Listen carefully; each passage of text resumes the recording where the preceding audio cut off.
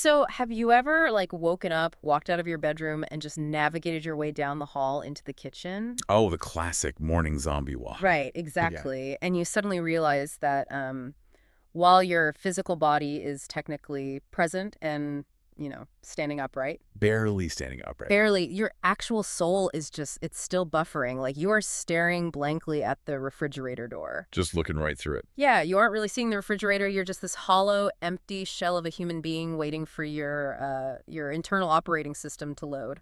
I mean, it is an incredibly specific yet entirely universal state of suspension. Oh, absolutely. You've crossed the threshold of consciousness, meaning you are technically alive, but you are not remotely available to the demands of the world yet. You're just in standby mode. Standby mode is the perfect way to describe it. And Yeah. usually, the only thing that gets us from that terrifying, vulnerable liminal space back into full functioning humanity is a hot, dark liquid poured from a very familiar machine. Yes, the lifesaver.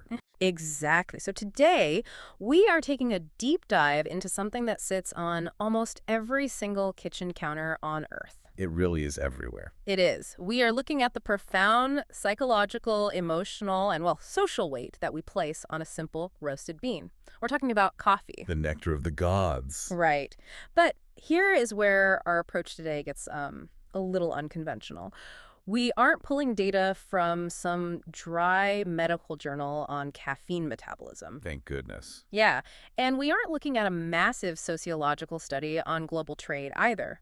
Our foundational material today is actually a transcript from an English learning audio show called The English Leap. Which honestly presents a brilliant sideways entry point into the whole subject. It really does. Why do you think that is? Well, when you look at an educational podcast designed to teach a language, especially one that focuses on natural conversational dialogue, you are essentially looking at a mirror held up to human behavior. Oh, that's a great way to put it. Because to teach vocabulary effectively, the hosts of that show, they can't just list dictionary definitions. Nobody learns that way. Right, it'd be so boring. Exactly. They have to anchor those new English words to deeply relatable, universally understood human experiences. So they use coffee.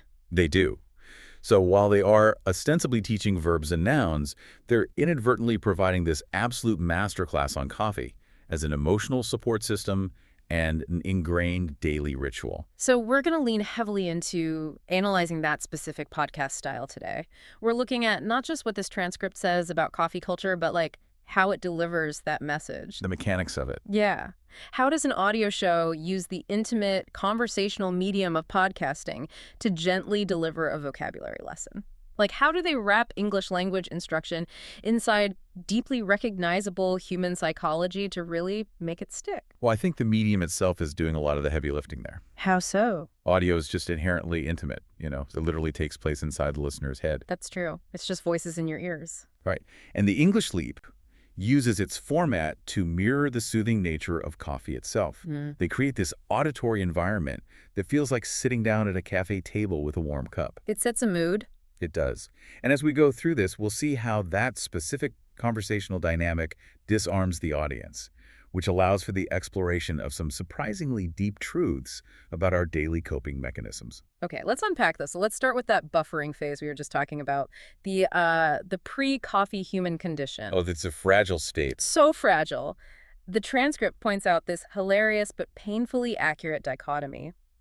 There is a small demographic of people who drink coffee purely because they enjoy the culinary profile of the taste. Good for them. Right.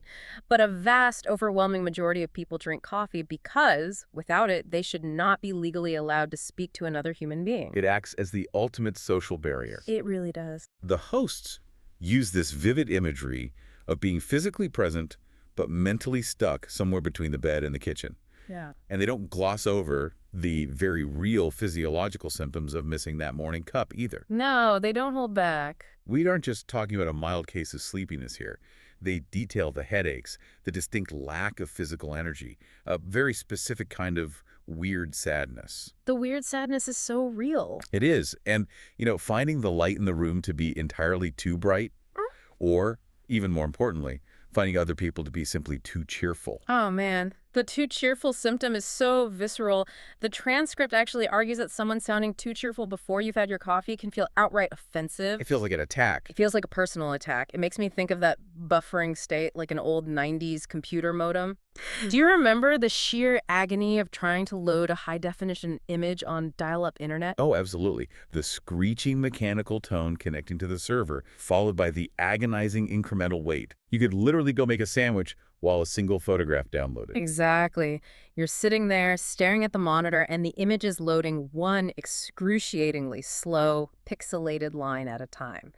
That is the human brain before coffee. The bandwidth is zero. Practically zero. Mhm. And then someone comes up to you in the kitchen with the bright, high-definition, unbridled energy of a golden retriever, and your brain just crashes. System failure. Total system failure. You literally do not have the processing power to handle their joy. You need the caffeine to kick in. Which is a great phrase. Right, and the lesson defines kick in as that magical biological moment when your brain finally clears, the high-res image fully loads, and you stop staring at the kitchen wall like it personally insulted you. Which is a very vivid way to teach a phrasal verb. It is. But I have to ask you, is it actually the biochemical reaction to the coffee that we are dependent on, or is it just the societal permission to be grumpy until we've consumed it? Well, that's an interesting question. Because the hosts mention that coffee quietly protects other people from us. Does that mean coffee is less of a chemical stimulant and more of a negotiated tool for social harmony? Well, you're touching on a crucial distinction between pharmacology and sociology here. Okay, break that down for me. Sure. So yes, caffeine binds to adenosine receptors in the brain to block the feeling of fatigue. And that is the biological reality. But the social contract is far more powerful. Really? More powerful than the biology? I'd argue, yes. Think about how the English leap deliberately reframes the concept of dependence. Right. If you look up dependence in a clinical medical textbook, it's presented as a pathology. It's an addiction, a failing of the system, a negative state. A bad thing, yeah. But in the context of this podcast lesson, it is not presented as a clinical failing at all. It is presented as a highly relatable, almost endearing human vulnerability. Just a normal thing we all go through. Exactly. It's simply your body noticing when a deeply familiar, comforting element is missing from the environment. Wow. That completely removes the shame from the equation. It removes the shame by communalizing the flaw. We all do it. And if we look at the podcast-style meta layer here, this is where the genius of educational audio really shines. Yeah, tell me about that. Well, the hosts use a banter-heavy, deeply conversational style to completely bypass the listener's intellectual defenses. Because you don't feel like you're being lectured to. Exactly. They're technically executing a lesson on English phrasal verbs like kick in and complex nouns like dependence. But if they simply read the dictionary definitions of those words, the listener's brain would reject the information within 30 seconds. Oh, completely. Just out of pure boredom. Right. Rote memorization is incredibly inefficient. Instead, they paint a picture of someone being offensively cheerful at 7 a.m. Which we all know. Yes. They use shared trauma, the universal, agonizing horror of dragging yourself out of bed to make the vocabulary sticky. So they anchor the new word to an old emotion. Precisely. Emotion is the glue of memory. You remember the English word dependence, not because you memorized a flashcard, but because you vividly recall the feeling of glaring at a happy person while waiting for your coffee maker to finish brewing. That is so true. You feel seen by the hosts. They understand your morning fragility, so you trust them.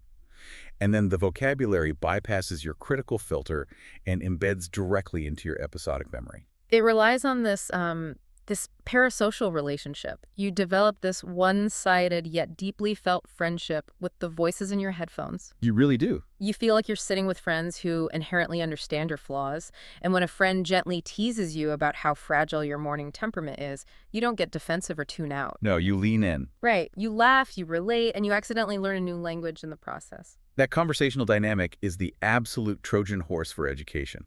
But, the transcript doesn't just linger on the chaotic need for caffeine. Right, it moves on. It does. Once we survive that initial desperate scramble to become functional, it shifts its focus to the architecture of the routine itself. They draw a massive, incredibly important distinction between a habit and a ritual. Oh, I love this part. They elevate the coffee-making process by calling it nervous system care. Nervous system care. I literally stopped in my tracks when I read that phrase in the outline. It's powerful. It really elevates what is essentially a mundane, repetitive, daily chore into this deliberate act of self-preservation. Because it forces us to look at the mechanics of comfort. The comfort doesn't actually begin when the caffeine enters the bloodstream. It doesn't. No. The biological effect takes at least 15 to 20 minutes to begin altering your brain chemistry. The comfort actually starts the moment you walk into the kitchen. Oh, I see what you mean. It's the physical act of boiling the water. It is the low, mechanical hum of the coffee machine. It's the satisfying pop of opening the vacuum-sealed jar, the tactile weight of pouring the liquid into your favorite mug. And they specify that the choice of mug absolutely matters. It is critical. And the rich, roasted smell rising up to meet you. They even note that holding a warm ceramic cup with both hands makes a person feel childlike in a good way. Childlike in a good way. I love that. It provides a tangible sense of being protected. Here's where it gets really interesting to me. It reminds me of an orchestra tuning their instruments before a grand symphony. Oh, what a great analogy. Yeah, if you've ever sat in a concert hall before the conductor walks out, you hear the violins squeaking, the cellos groaning, the oboes trilling. It sounds chaotic, and it certainly isn't the music yet. It's definitely not the main event. Right. But the sound of that preparation, the ritual of the tuning, signals to your brain that something beautiful is about to happen. The anticipation. Exactly. The anticipation itself becomes part of the performance. The tuning lowers your heart rate before the first actual note is even played. But this makes me wonder, let me ask you this. If the anticipation and the pause are what we are actually craving, that 5 minutes of guaranteed silence before the emails start demanding our attention, could we theoretically get the exact same feeling by just boiling a kettle of hot water and staring out a window for 10 minutes? Do we even need the coffee bean at all? Okay, so you're asking if we can strip the active ingredient and keep the psychological benefit. Basically, yeah. It's a compelling idea. Yeah. But it fundamentally misunderstands how sensory conditioning works in the human brain. Really? How so? You can't just swap the focal point of a ritual and expect the same neurochemical cascade. Yeah. When we talk about the coffee routine being soothing, we are looking at a deeply ingrained Pavlovian response. Like the dogs and the bells. Yes, but we need to unpack what that actually means, beyond the cliche of a dog drooling at a bell. Right, because I'm definitely not drooling over my coffee maker, usually. Hopefully not. So in classical conditioning, you have an unconditioned stimulus in this case, the chemical jolt of caffeine, which naturally produces an unconditioned response, which is alertness and elevated mood. Okay, tracking with you. Over years of repeating this daily, your brain starts pairing the neutral external environment, the sound of the grinder, the smell of the roast, the warmth of the mug, with the impending chemical reward. They become linked. Exactly.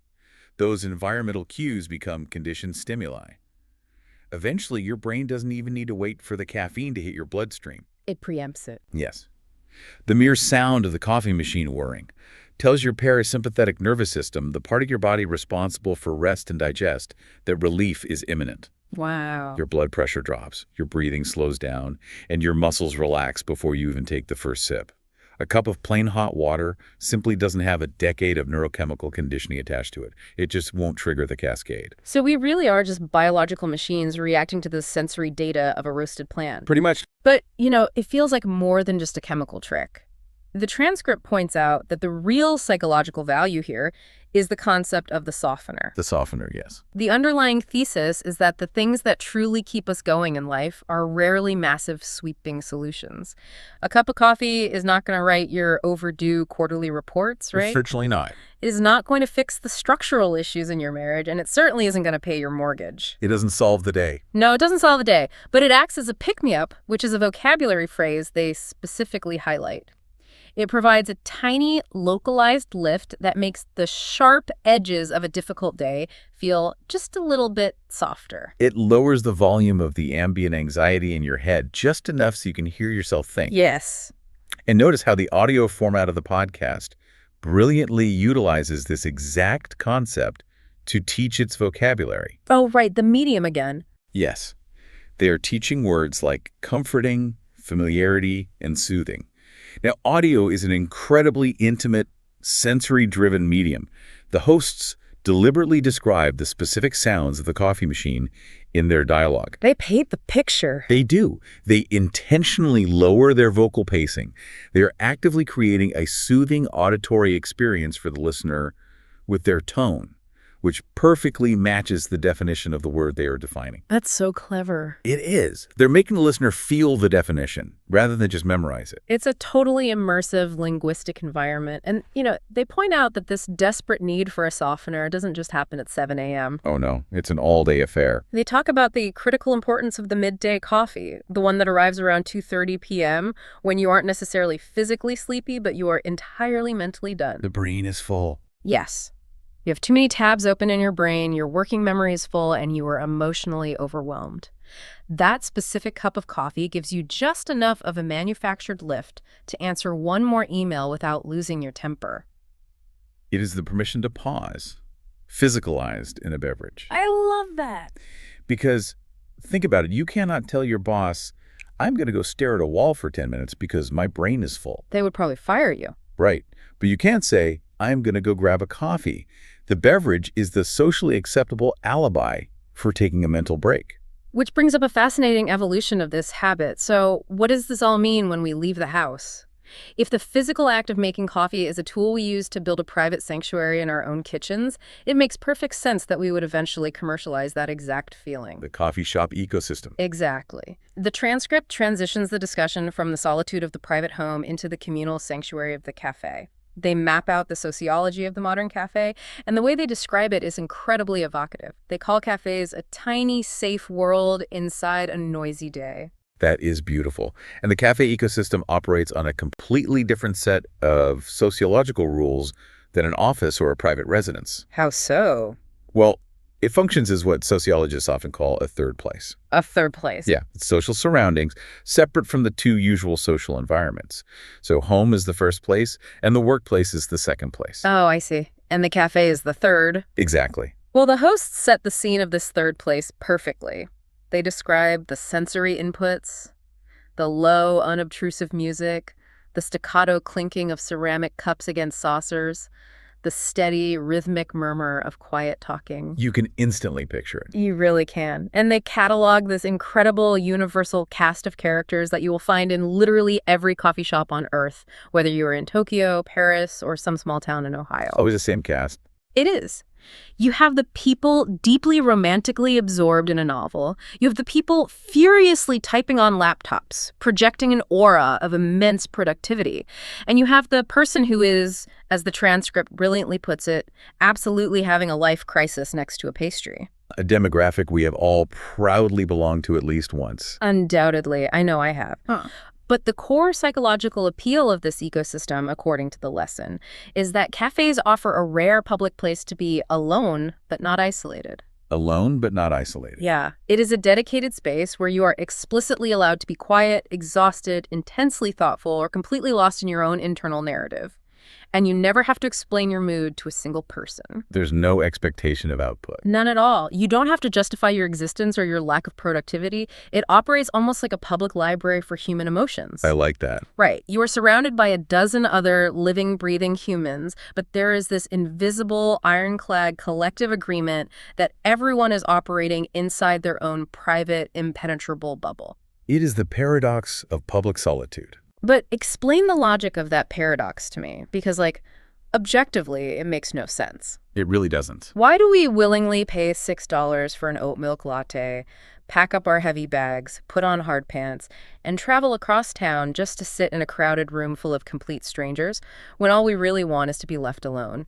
If isolation is the goal, why not just stay in our own living rooms for free? Because true isolation is often the exact opposite of what we actually crave when we are stressed. Really? Yeah.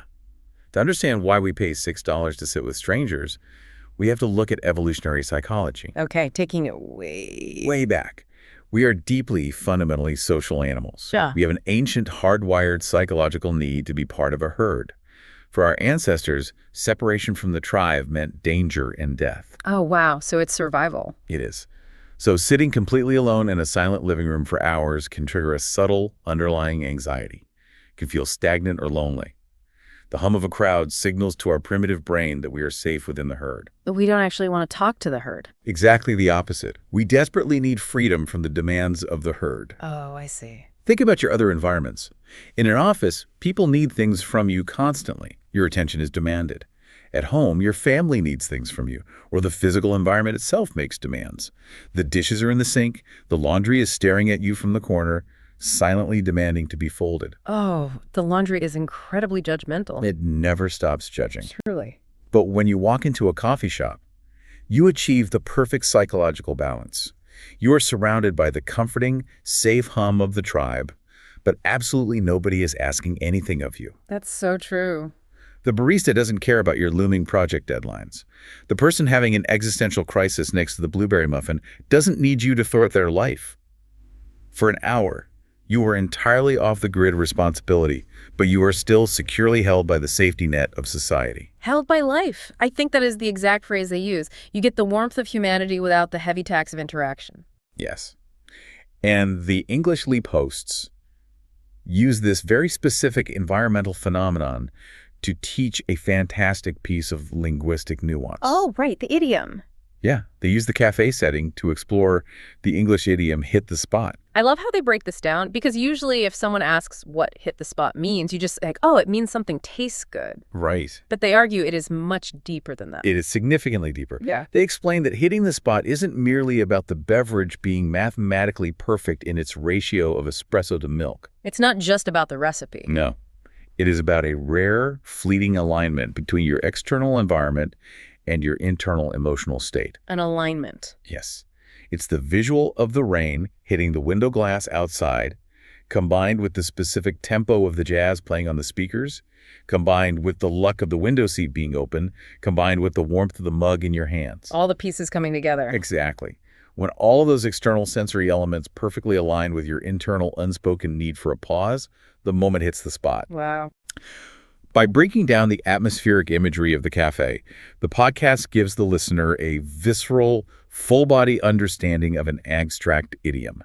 They don't just know what the phrase means conceptually, they know what it feels like. It is genuinely brilliant educational design. And, it also allows them to poke fun at the comedy of our intentions in these spaces. Oh, the intentions are hilarious. They talk about the ambitious dreams we carry into coffee shops. You walk through the door with your laptop tucked under your arm, completely, utterly convinced that today is the day everything changes. The delusion. Complete delusion. You are going to organize your entire digital life. You are going to clear your inbox down to zero.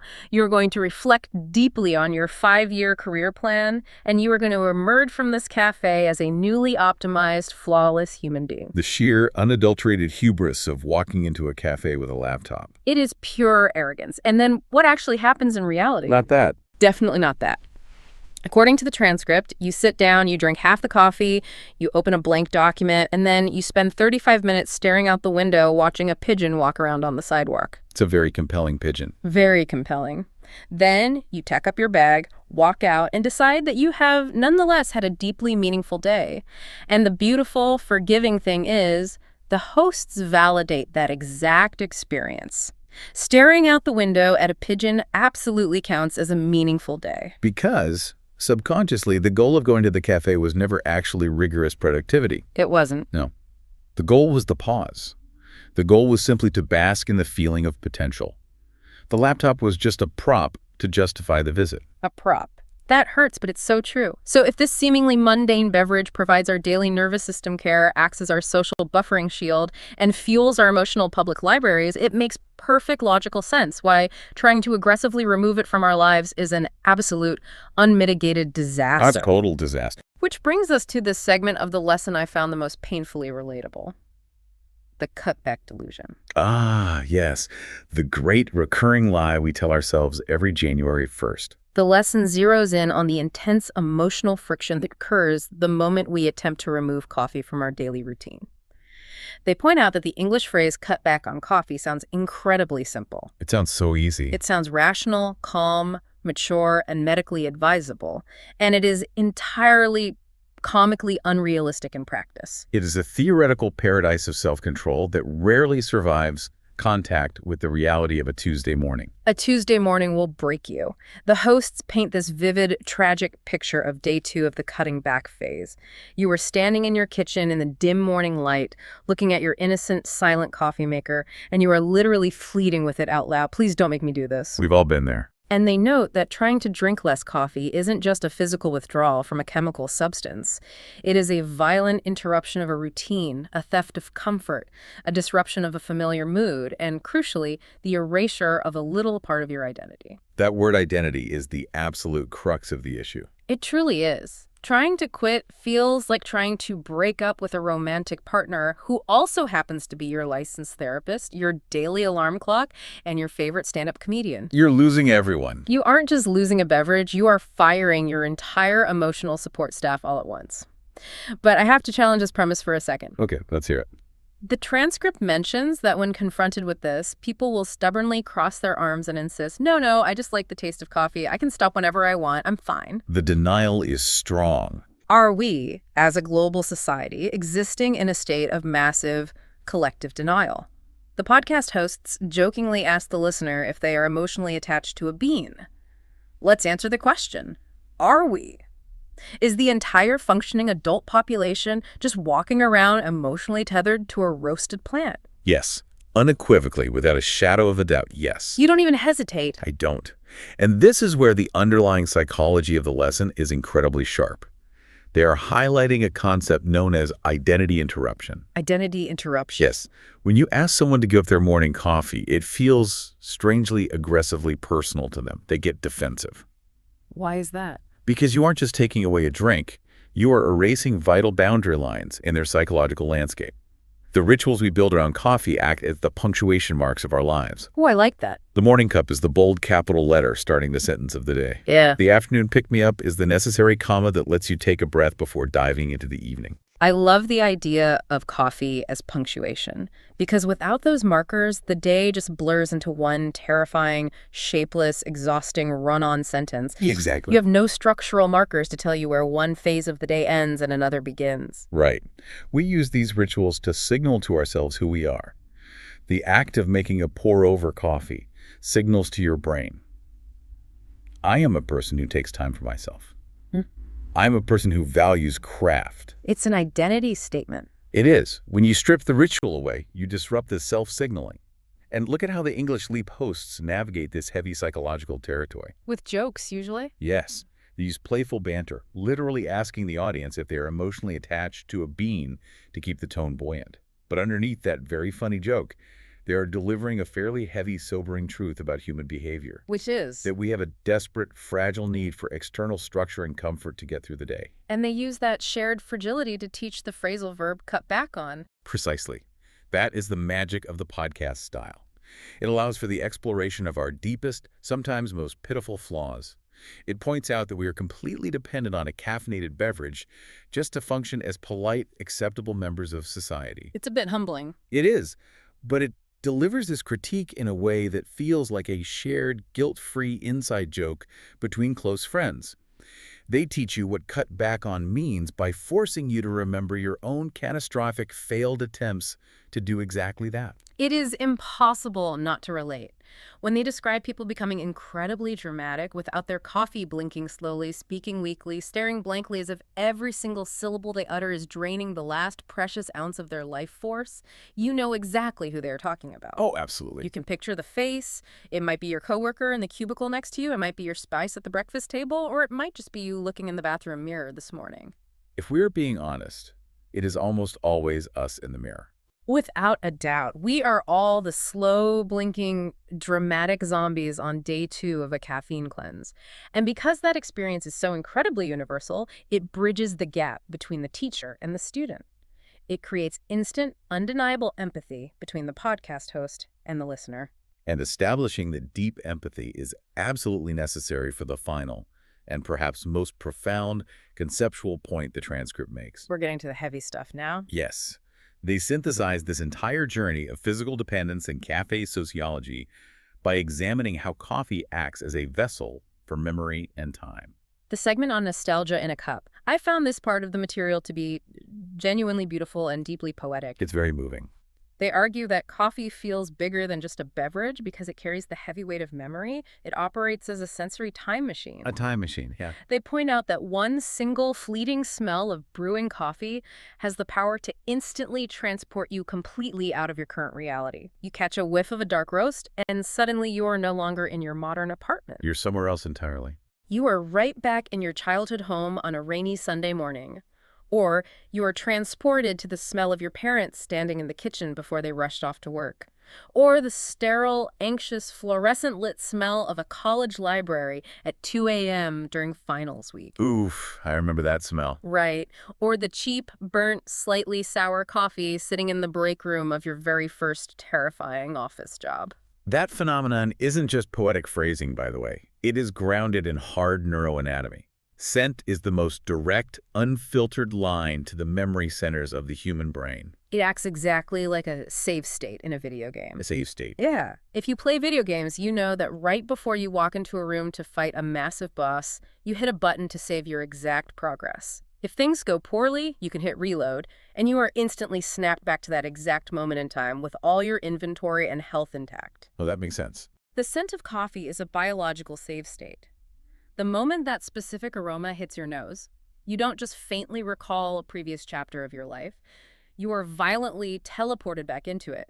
You are completely enveloped in all the emotional data, the specific hopes, the lingering anxieties, and the exact physical feeling of that specific era of your life. To understand why that save state works so aggressively, you have to look at the brain's wiring. Give me the science. Sure. Most of our sensory inputs, what we see, what we hear, what we touch, are routed through a part of the brain called the thalamus. Think of the thalamus as a busy switchboard operator. Okay, switchboard operate. Receives the signal, processes it, and then decides where to send it in the cerebral cortex. It adds a layer of processing time and logical filtration. It sorts the mail. Exactly. But scent completely bypasses the switchboard. The olfactory bulb, which processes smells, has a direct, unfiltered neural superhighway straight into the limbic system. No switchboard. No switchboard. Specifically, it connects directly to the amygdala, which is the brain's emotional processor, and the hippocampus, which is the center for associative learning and episodic memory. Wow. When you smell coffee, you aren't just smelling a bean. You are directly, physically stimulating the emotional and memory centers of your brain before logic can even intervene. That explains why the reaction is so instantaneous and overwhelming. And I urge you to try this right now. Think about it. What does that first smell of coffee actually remind you of? It's a great question. If you close your eyes and genuinely imagine that rich roasted scent, where does your brain instantly take you? Is it a bustling, noisy European cafe you visited on a vacation 10 years ago? Or is it the quiet, linoleum-floored kitchen of your grandparents' house when you were 6 years old? It's an incredibly powerful mental exercise because it reveals the nuanced ways we process and catalog our own past. And the English Leapos use this profound neurobiological phenomenon to teach a very sophisticated, subtle linguistic distinction. The vocabulary lesson strikes again. It does. They break down the difference between the English words nostalgic and sentimental. Two words that most native English speakers use completely interchangeably on a daily basis. Oh, constantly. But the lesson points out that they are not synonyms at all. They are subtly but profoundly different concepts. The host defined nostalgic as a warm, slightly hazy emotional feeling of the past. Just a nice memory. Right. It is the gentle wistfulness you experience when a smell reminds you of childhood mornings. It is pleasant, it brings a smile to your face, but it is ultimately distant. It belongs firmly to history. It doesn't ache. It doesn't ache. Okay. But sentimental, as they carefully define it, is a memory with the raw emotion still actively, tightly wrapped around it. It means the memory still matters to you deeply, viscerally, in the present tense. Wow. If a specific cafe in your hometown feels sentimental to you, it is not just a nice memory to look back on. It is a physical place that still holds a living, breathing piece of your heart today. That distinction is incredible. Nostalgia is pulling an old photo album off the shelf, smiling at a picture of a past relationship and putting it back.